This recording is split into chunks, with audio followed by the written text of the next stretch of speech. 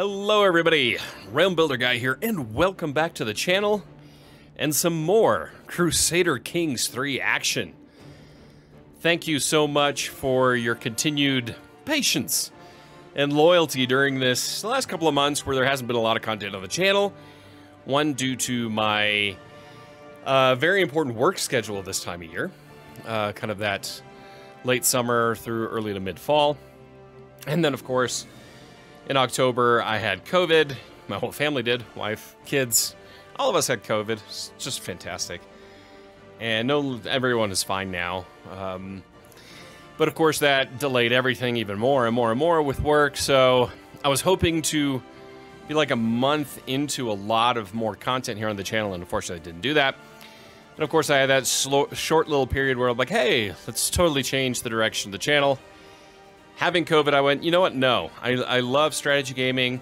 I know I said I only want to do history strategy gaming here on the channel, but why not just do what I want to do? So history strategy gaming is part of it. Any type of strategy gaming is part of it. Tabletop role-playing games, all that kind of stuff is part of it. I want to do stuff here on the channel that excites me and that I enjoy doing, and Crusader Kings 3 is a huge part of that. I'm also learning, trying to get my way up to speed a little bit on Age of Empires 4 and Humankind and so on, and Medieval Dynasty, a couple of other games to kind of throw here on the channel.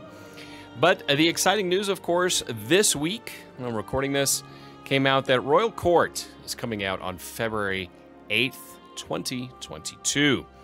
So we're looking at 2.5 months until that comes out. So in the meantime, to satiate anyone's appetite, including my own, for some Crusader Kings 3 content here, I am going with a new mini-series. And as you can see, we are using the Kingdom of Heaven mod. And this is a series I've been wanting to do for quite a while. I try to figure out ways to maybe do it in a different way, but it's just too much work right now. And not too much work, but I don't have the time to invest in it right now, also with the holidays and so on. So we're going to do this a little bit more standard fare, you know, record episodes, put out the way I usually do Let's Play series, but it's going to be a little bit different because this is a mini-series. And as part of this mini-series, we're only going to follow the life of a single character, but it's going to be a very, very important character. And the character I have chosen is, of course, Richard the Lionheart, Count of Anjou, as you will have undoubtedly seen in both the headline of the description, as well as the thumbnail. And basically what we're going to do is we're going to follow the life of Richard the Lionheart from the Count of Anjou to ideally becoming King of England and winning glory on the battlefields of Europe, as well as part of a crusade. I mean, that's part of the, you know, Crusader Kings and Kingdom of Heaven DLC. It kind of fits in that. Of course, you'll have that constant, like, major personality clash that you had during this time between Richard, Plantagenet, of course, Philippe Capet, King of France, and Friedrich Barbarossa von Hohenstaufen, the Emperor of the Holy Roman Empire. So Richard the Lionheart, we're starting his culture French, faith Catholicism, and difficulty medium. The hero at the end of every famous legend, Richard is a prince of his mother's making. His brother is dead. Suddenly he is the heir to the English throne, but his spirit lies with Aquitaine and his heart yearns only for war. King Henry demands that Richard wed Alice of France. Queen Eleanor encourages an alliance with Berengaria of Navarre. Richard thinks only of escaping these miserable betrothals. There are adventures to be had in the East. Your legend awaits. Okay, so here we got Richard Lionheart, Prince Richard the Lionheart of England, House Plantagenet. He is liege is Queen Eleanor of England, who is, of course, betrothed to Henry II and is imprisoned right now. So titles, we have the Earldom of Anjou and a few other earldoms here, and a ton of claims. I mean, Kingdom of England, the biggest one, Normandy, and Aquitaine. I mean, we just have, like, basically, you know, everything down here. England is ours. Most of France are ours. So, what is the goal here with this new mini-series? It is to just follow the life of the very famous Richard the Lionheart. Now, he already has a child. He needs to find a new spouse, add more children. He's got a ton of siblings here, of course. But we're not worried about any of that. This isn't going to be a dynastic series where we follow on for 20, 30, 40, 50 plus long-term episodes and see what becomes of the House Plantagenet. But no, this is the life and times of Richard. So the goals here are very simple. Richard was very vain, very narcissistic, but I mean, same can be said for any Plantagenet, let's be honest. Of course, you know, if we think back to, where is he here? Here we are, Prince John of England, the brother, who is, in my opinion, probably the second worst king of England of all time. If you want to know who I think is the worst one, put it down in the comments, ask, and I shall give you an answer in the next episode then. So, he, of course, again, it was all about war and glory and fame and so on, and we want to kind of, well, we want to follow that course. So aside from, you know, becoming King of England, maybe try to unify the British Isles here, crush Scotland and the Welsh and the Irish and so on, but of course also put pressure on Francia, on France itself. But the other one is, of course, over here, if we look in Jerusalem, is the possibility of ideally one day going on crusade. Here is King Podwin IV. Primary heir is Sibylla. I do recommend, by the way, watching the movie Kingdom of Heaven director's cut. That was recommended to me months ago, and I bought it. Can't remember. I think I bought it either on Apple or on Prime. I can't remember. And I'd never watched the director's cut, only the theatrical release, which I was very, very disappointed in. And then I watched the director's cut, and I went, okay, this is actually a really good movie now. So get the director's cut. You won't be disappointed. It's a very good movie. On the director's cut, theatrical trailers, releases, yeah.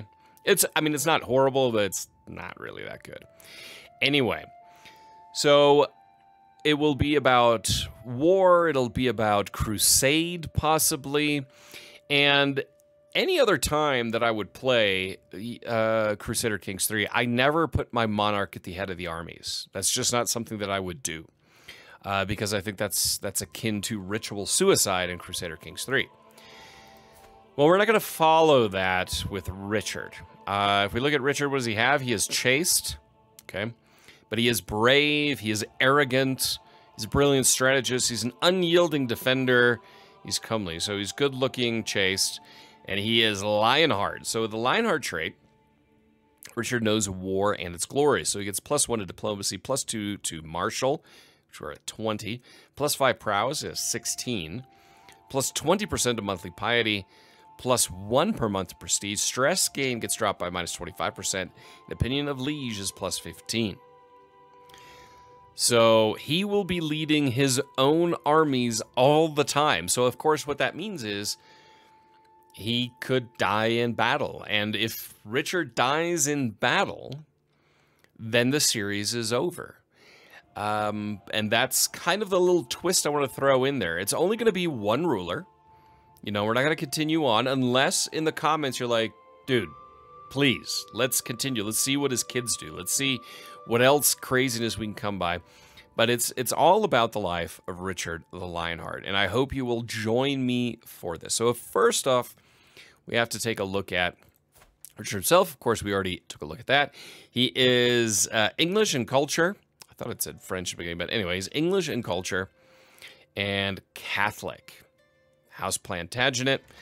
Let's see. House Plantagenet, the head is King Henry II, our father. But, of course, we are in line as primary heir to the throne of England. So that will be very, very important. Catholicism, of course, we're going to keep that. And then head of English culture. The culture head is Henry II, so there's a good chance that Richard will then become culture head once he becomes King of England. If that's the case, of course, we get to play around with that a little bit. Let's take a look at our realm here. I want to bump that up immediately to limited crown authority, just because it's what I do, man. It's what I do. All right, it's been a while since I played CK3, so we're going to go through here. Chancellor Mayor Roger is not very good, but we will keep him. Everybody else is okay. I'm not going to make any changes here. I'm going to leave that as is. So not too worried about that. Court, we need a court physician, so we're going to search for one right now. We can borrow gold from Holy Order. We can convert to the local culture. So these are all things we could do. We're going to invite knights. It costs 150 prestige. Let's take a look at the military right now. Let's look at our knights. Yeah, we don't have very many good ones. I mean, of course, we have ourselves, and then we have Hugh, who we will recruit to our court for 10 gold. And he will be one of our knights. And I think we have to invite knights. Notify me when the decision is available again. And the reason why, of course, it's going to be a very warfare-oriented series because Richard was all about the glory on the battlefield. Lifestyle chosen, of course, we're going to do martial. And martial experience, dread goes up, control growth. To rule is to make all the aspects of a realm move in unison, work together. Authority is not a thing. Strategy, I think, fits more what we want to do is on the field. Chivalry wasn't really a big thing for him. So we've got serve the crown, strict organization, hard rule already as overseer. So soldiers of less fortune to drop the mercenary higher cost will be good. Then we've got man's home, controlled territory, defender advantage +5. During hardships, I'm not too worried about there. Prepare conscription. This would be a nice one. Go down that route. And then we need to find a wife. So let's take a look real quick. The matter is settled, declares my father, King Henry, jabbing a meaty finger into the table. This was decided when Alice was a wee chit. Okay, never heard that term before, but we'll go with it. The princess has no defects. Indeed, she is comely and well-shaped. I grimace at the lecherous quality of his voice. The girl he speaks of is Princess Alice, sister to the King of France, my Philippe. In a quiet corridor, Philippe laughs at me. Pick a woman and marry her. I did it. It is not so hard. Better still, pick a girl who does not yet know her own mind. My sister will be pliable enough. This pains me. It is not so simple, is it not? Do not sulk. So choose between your brides. I cannot. I realize you're homosexual. He's bisexual. So we're going to go, perhaps you are right. Question of a wife. Of course, we need this. This is the big, big question. Alice and I have been betrothed since her infancy. We have always been friends and understand one another, but I have heard whispers that my father has taken her to his bed. Worse, that she has given him a stillborn. My mother from behind locked doors offers me a second choice, a princess of Navarre, said to be pious and sweet, but Philippe will be hurt if I reject his sister. A huge choice here. Of course, Richard did not care too much for his father, but he did love his mother. So if we choose Elise, so Elise Capet is the wife. King Philip II gains 10 opinion. Henry gains 5 opinion, and Eleanor loses 5. I choose Berengaria of Navarre. Philippe loses 30 opinion. Elise loses 20. Henry 5. And Eleanor 5. I mean, it's okay.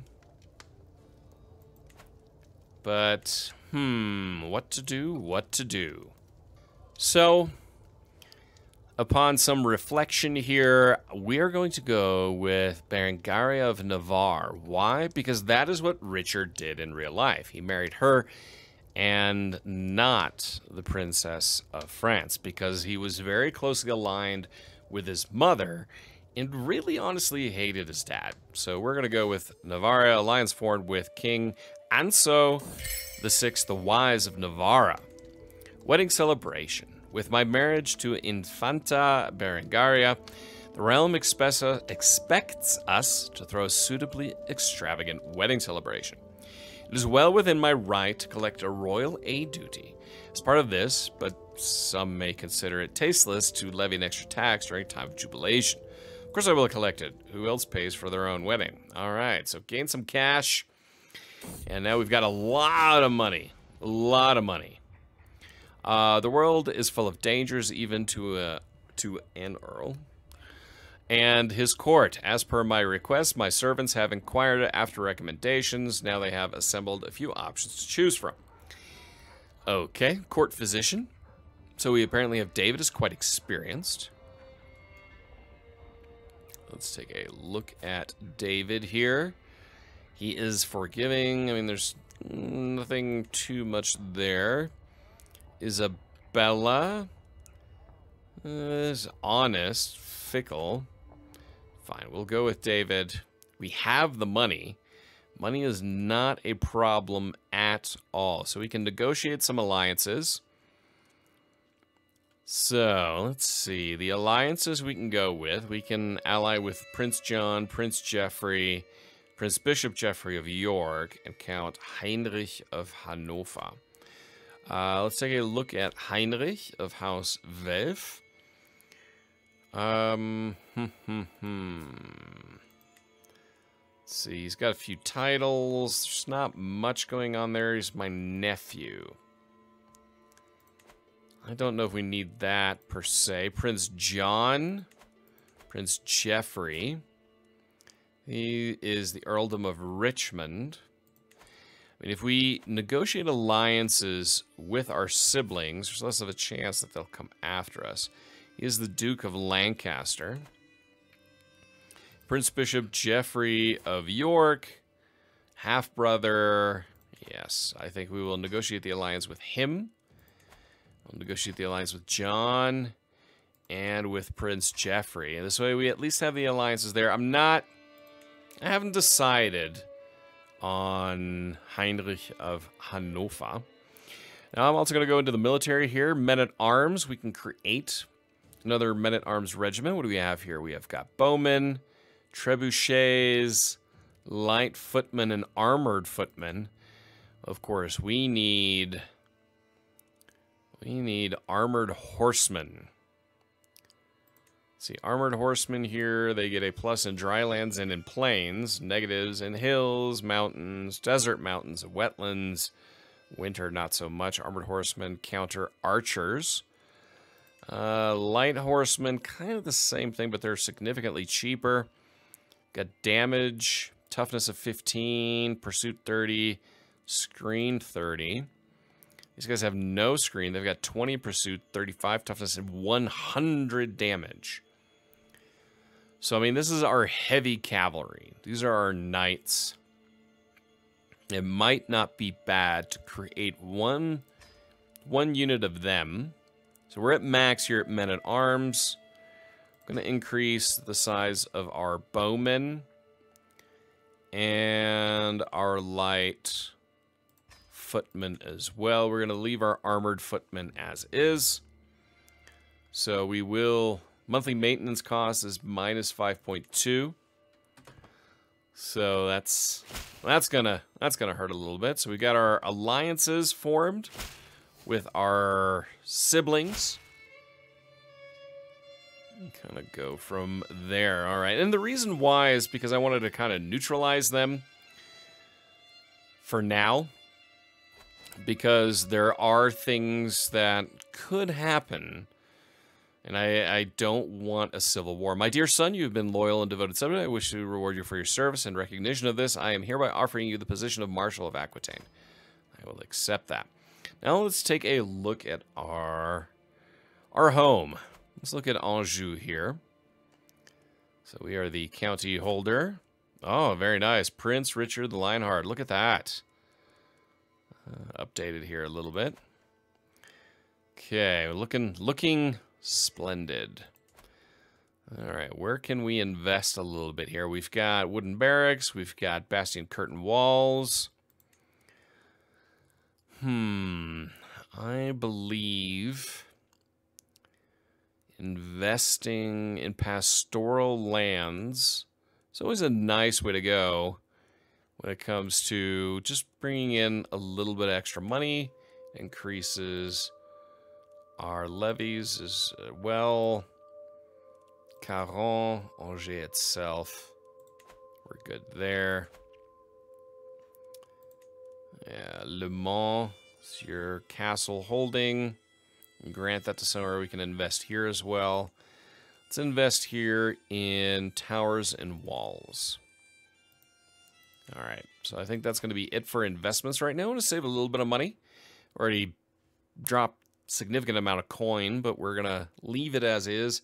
The investment in the military is definitely an important step because, again, that is the direction that we're going to be taking Richard on this journey. Now, right now, there's not really anything I want to do as far as conquests internally. Here's a call to war. To the implacable Richard, I call on you to honor your alliance. Join me in the never-used de jour war for the county of Nájera. The enemy is King Alfonso of Castile. We will accept that. So, all the way down here. And what we can do is then take a look at it. The Lion in Winter. My brother Henry is no more. Strange to think of it. Just last summer, we were locked in a skirmish against one another. He on the side of our father, and I championing our mother's righteous cause. The flux took him. A miserable death I would not wish on an enemy, let alone a beloved brother. Once we both stood against our father in the days when the king refused him his independence. Our mother paid the price for us, then as now. I wonder if it broke you, brother, to love both sides. It wounds me, but perhaps not as grievously. Your friends campaigned to name you a saint. I do not doubt you were the best of us. But I have no more time to ruminate in dark corridors and count the threads of your face in our tapestries. Aquitaine is my domain now, by our mother's will. My granaries are running dry, my men exhausted, and my defenses in ruin. I must see to my home. So we shall rebuild. The holding of Anjou gains building bastions and curtain walls. We gain the Duchy of Aquitaine, Poitou, Gascon, and Bourbon. King Henry has become your new liege due to being granted new titles. We are now a mighty duke, and that's how quickly this does progress. Grant a vassal. Greetings, son. Good tidings. I have decided to make Viscount Raymond of Turenne your vassal. We will accept that. And Count Amanieu of Albret is your vassal. Of course, totally butchering names. All right, we got all that done. We can declare a ton of wars, but there's really no point in doing any of that. Rome will lose land when vassal dies. Eleanor dies. I'm not too worried about that right now. But instead, let's take a look at this war. So the defenders have 4,300. He's got 12,000. So we're going to raise all of our armies. That's right. We're going to raise all of our troops. Greetings, son. And become Steward of England. Fantastic. All right, we've got all of our troops. Just waiting for them to come together. Perfect. Richard, of course, will lead this expedition. And we will take to the sea and land in northern Spain. Got more vassals coming. Gonna accept these. Accept. Oh wow, we got a ton of vassals. More and more vassals are coming in. A new law, limited crown authority. Ally joins the war. Too many counties. Your realm size is too large for a duke. You may suffer from overextension. All right. Dynasty has unlocked the desirable match. And here comes our allies from England. So, I mean, this will be quite the strong army to come in here. Let's move into Nahara. We're not going to probably get down here in time to help out in that battle, but we will face off against a weakened foe. Here come the English. We're just going to do a little siege here and wait and see. Blunder results in claim. You get an unpressed claim on the county of Nantes. I'm okay with that. All right, so that army is moving down this way. In the meantime, we're just going to sit here, and this will take 4 months. That'll take 11 months. So that's going to take an incredibly long time. We're just going to take Nahara, and then I think we'll see if we can move our troops down here. We'll see what the Aragonese army does. See which way he's going. Of course, we're losing money right now because we're at war, and we have a very, very big army. We're going to win this siege here shortly. Okay, so we have won a siege, taken someone, taken a prisoner. Let's move down here and see if our allies come with us. That'll be the important thing, and it looks like they will. And we would win that battle. We're going to take that battle right here. The Battle of Olite. And that's going to be an easier victory. Now, they've got reinforcements moving in, but we're still going to crush that army. Led by Richard. There's a decisive victory there. Fantastic. All right, we've got some additional taxes that came in. Got a faction created against us by the Viscount. Enemy combatants are captured. Enemy combatants slain. Okay, so 43% war score. And we may as well move with the army up here and help with the siege. Oh, you know what? We're going to go here to right along the coast here. Kind of work on that siege. They're leaving. Let's see, where is the capital? Yeah, it's a little... heading to Toledo is maybe a little bit overly ambitious. What if we just head down here instead? I was going to go to the coast, but I think instead we're just going to slowly march our way through here. We'll take this one here. Greetings, Count Richard of Aquitaine. I would be delighted if your son Philip could visit my court in Rouen. Of course, no problem whatsoever. So they are besieging this right here. We're going to go down here to Molina, besiege that, and kind of patchwork our way south towards Madrid and Toledo, and eventually take that. There's a large Castilian army there. I wonder if they will come and engage. Yeah, let's move back here. Don't need to go against them necessarily. Strategical impasse.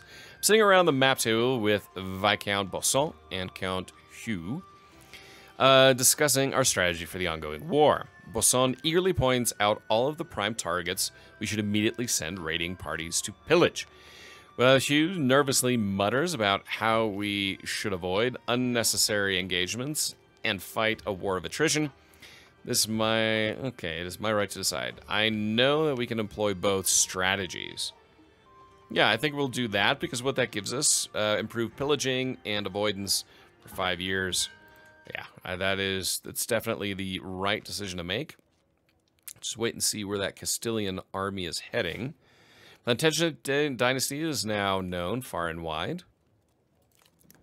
All right, they're just kind of sitting there. Gotta kind of wait where they're going. We've got the ticking war score on our side. If they move in here to take on these forces, we will head over the mountains and help out. It doesn't look like they are yet. All right, so everyone's engaging now. Now we can move in here as all the forces are moving around. Where are you guys heading? I think it's time to head up north to take them on. So we've got a 10-month-long siege here. They're heading down south, kind of moving around there. Don't really want to engage these guys completely alone. They're sitting in the mountains. Nice if these guys would kind of come along, because we don't want to lose Nahara right away. Let's see if we can lure them out. Okay, this battle would go on our side. Okay, now everyone's engaging. If we get out of this, our allies will not get there in time. That was a strategic misstep. Wasn't able to get out of there fast enough. And we're going to lose this battle. We're defeated. That's okay. The war score is still in our favor. Took quite the licking there. I thought maybe these guys would move up north to help out, but they decided not to. So we're just going to move back to our holdings in France. Pastures have been built.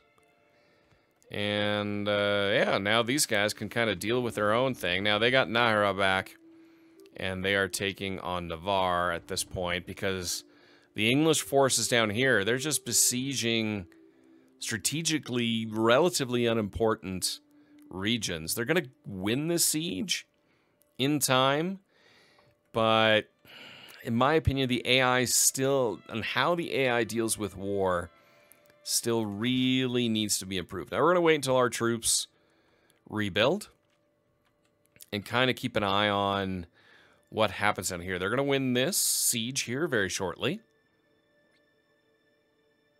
All right, so they have won that siege. Now, the question is, are they going to move north to try to engage the Castilian army?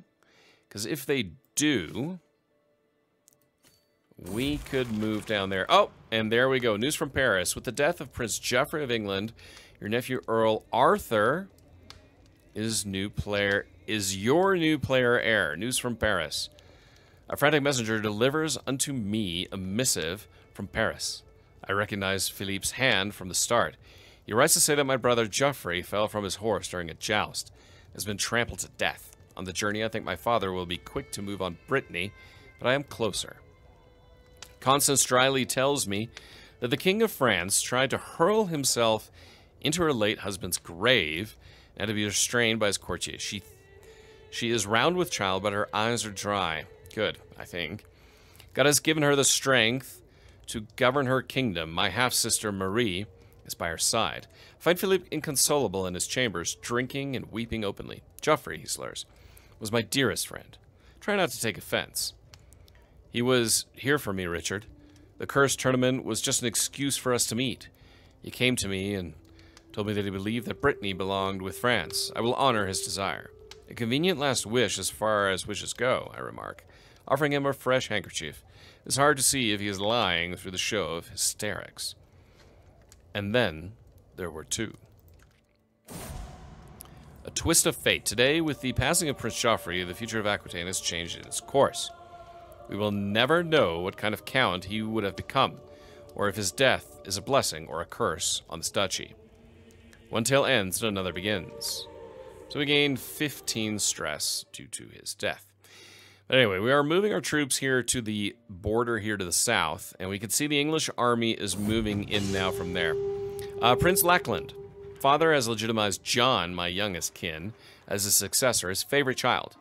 Boy who has barely ever seen battlefields, let alone led armies or held titles, will be crowned king over me. Perhaps it was expected, since John has always been loyal as a dog to him. Perhaps this has been my doing, having crossed swords with him several times over the years. But he must understand why I oppose him. I've only ever done so when he would try to take from me what was rightfully mine. It is not expected of a king. You must see that, I hope. I must proceed carefully and reconcile with my father. Prince John becomes designated heir. I am the rightful heir. I must find allies. Yes. Here we'll have Prince John as his designated heir. Alright, we'll look for that. Alliance formed with King Alphonse of Aragon. Okay, we've got a new martial perk that we can unlock. And we've got an Invalid Alliance, of course. All right, we're just gonna... This English army is just kind of going around here. A little place in France. The sanctions on my domain are increasing by the day. Earlier, I had hoped that perhaps Father had proclaimed John as his successor to command action from me. But now it is becoming increasingly clear he has no affection for me left in his heart. Aquitaine was entrusted to me by my mother in her absence. I have earned the loyalty of its people by defending it countless times. I have made the right to call it mine. How can he command me to concede this land to John? By right, Eleanor Aquitaine. By right of Eleanor, Aquitaine is mine. That's how reading works. All right, I'm going to hit pause here. Grab this. We're going to do Soldiers of Lesser Fortune, so just cut down that cost of bringing in troops. And I think that's where we're going to end today's episode. A lot of things happening here. A lot of intrigue, as happened with the Plantagenets at this time. It all came to a head between Richard and his brother John, following Geoffrey's death. So we'll kind of see how this plays out. And then, of course, you know, we're dealing here with this war as an ally of Navarre. I'm not overly concerned about that, to be perfectly honest. The English armies here, all the armies here, they're not engaging. In my opinion, they should engage and try to drive the Castilian army out and kind of crush them. Then we can sweep in from the north. Doing it alone, we tried it once. It didn't work. We'll see how it goes next time. So anyway, if you enjoyed this episode, please don't forget to hit like, subscribe if you're new, not to miss any content here on the channel. And if you want to support the channel, the best way of doing is commenting, watching, and liking. I put pause on the Patreon for now just because I couldn't do some of the extra stuff that I had added on there. I'm going to relaunch Patreon in future in a very simplified, streamlined fashion, just because I can't add that level of stress to my life, to be perfectly honest, for people who do want to support. Otherwise, the other way to support the channel is, of course, you can buy games through my Nexus GG store link down below, or just not skip the ads. They're annoying, I know, but if you don't skip the ads, that increases the YouTube revenue. So anyway, until next time, I am Realm Builder Guy, and I will talk to you soon. Bye.